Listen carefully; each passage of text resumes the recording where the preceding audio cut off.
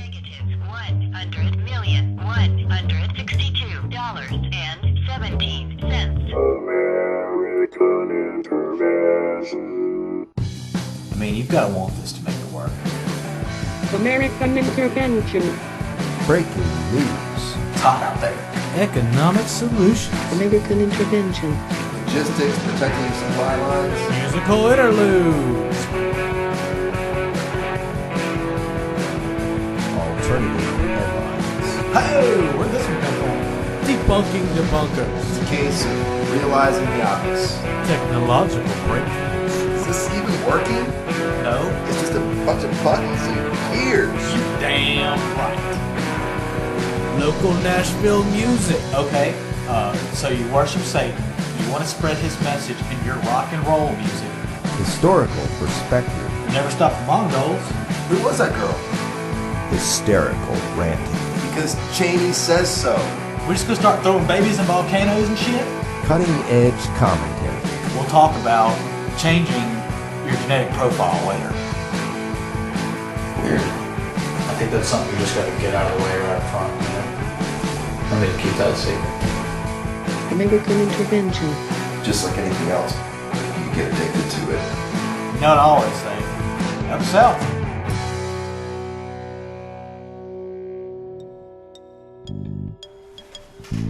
What's up, everybody? This is the first episode of American Intervention. I'm your host, Jason Sly. That's my code name. I'm not the only host. We have another one here. I'm Alvin Tucker, and we've got a guest here in the studio. What's going on? One single name, no last name, just Hobby, just hobby. Hobby.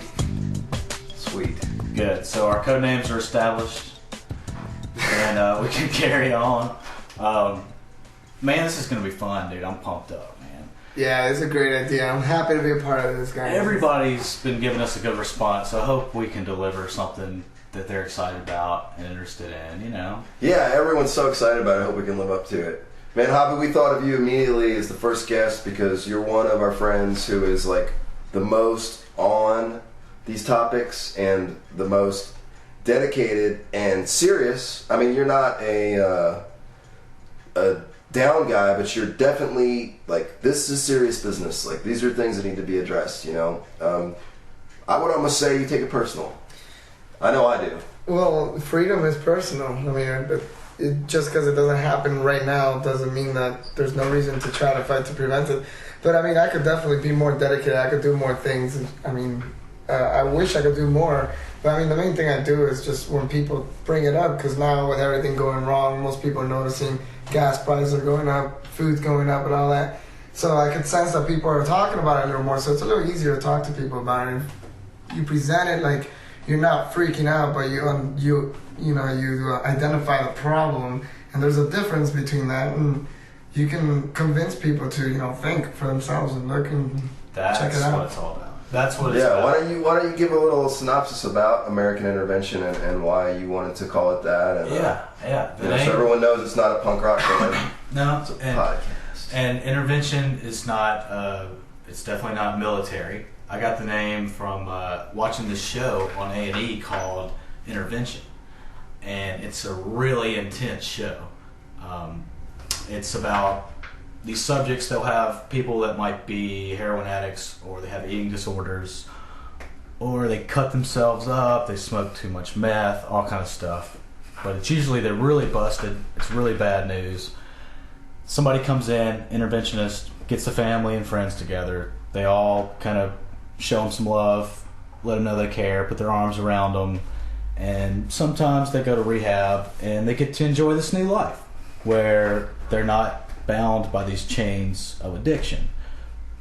Now, our intervention isn't about drugs or... And we're not going to come to your house and be sitting there when you get home from work. No. Right, exactly. But it is about breaking chains of addiction. Yes, there's lots of things that I think, I'll speak for all of us, that we think people are addicted to that are harmful, that affect them and affect all of us. And we want to get to the bottom of some of those things. And if you're one of those people that are, sitting back and just kind of coasting along just like a junkie would. You know, everything's easy just to keep on, you know, getting high.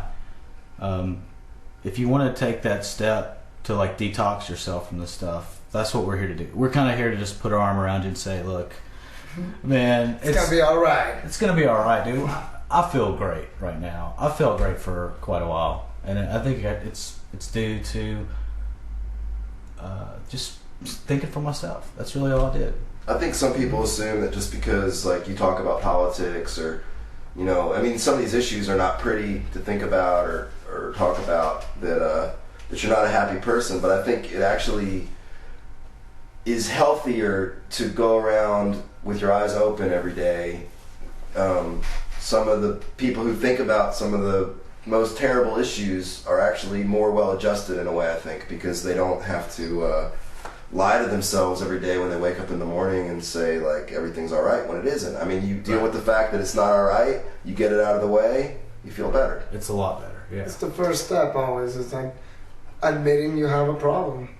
I mean, it's not just with drugs, but you know, with anything. Yeah. Whether it's a bad girlfriend or you know, abusive relationship or being dependent of the military-industrial complex and the media and all the pharmaceutical drugs and all the money and all that crap. It's just having that junkie mentality where you're craving it almost. You know, you're just letting it take control of you, and nobody likes a junkie really. I mean, who wants to hang out with a junkie? But we're just, you know, nobody does. I don't. Well, yeah. I mean, the thing about junkies is you can't trust one as a friend because they've got a higher priority. They got a higher calling, and it's always junk, and junk's always going to come before anything else. That's always number one. Right. So it'll take a while. We're going to talk about, I mean, everything we're going to address pretty much is going to be about being a free individual. And anything out there that we see as oppressive, we're coming after pretty much. that's a big job then. That's a big job. There's a lot going on, right? That's. I was afraid we wouldn't get this up and running. We've been talking about this for a couple months, but things got so bad one day that I called Sly, and it was like financial meltdown. Every single website, every news site, it was the main headline. And we did a little talking that one day, and we may eventually play a little bit of that. But the basement tapes. Things have gotten so bad so quick that I'm glad we've got this up and running, and I'm excited to move quickly and make sure it's a weekly thing. And, you know, another idea I had was news organizations try and bury stories on Fridays. So we're going to do this sometime between Friday and Sunday and try and catch some stories that are trying to be buried. Right. Now, tell them about that. There, lots of times these stories will come out on the weekend, and supposedly it's kind of a designated time when it's going to kind of slip through the cracks for most people. Yeah, the White House will drop stuff, and I mean, not just Bush. It's always been this way. Things. Yeah, and they'll drop, I know it was... The genetic bill, the DNA registration for newborns that he signed through. Actually, that was this weekend, wasn't it? Yeah, it was just yesterday. Uh-huh. And that's one of the major things that they're covering up. I mean, now every single American who is born, they has to get their DNA taken from them against their will. Now, we just went through about 3 or 4 websites looking at headlines, and we didn't see that, right? No, we actually didn't. Yeah. I saw that on a website on Friday. I was actually worried now that it's Saturday that, you know, they do their obligatory, so you can't say they're burying it because it was in the news 5 o'clock on Friday. They're reporting But what the were you news. doing at 5 o'clock on Friday? I was thinking about going out on a date, you know, doing something, anything other than reading the news. So now it's Saturday and it's off the news already. And I actually just saw the headline. I was thinking, I mean, I think they do that anyway. Maybe now they've legalized it, but I'm pretty sure that was going on ever for the last 34 years.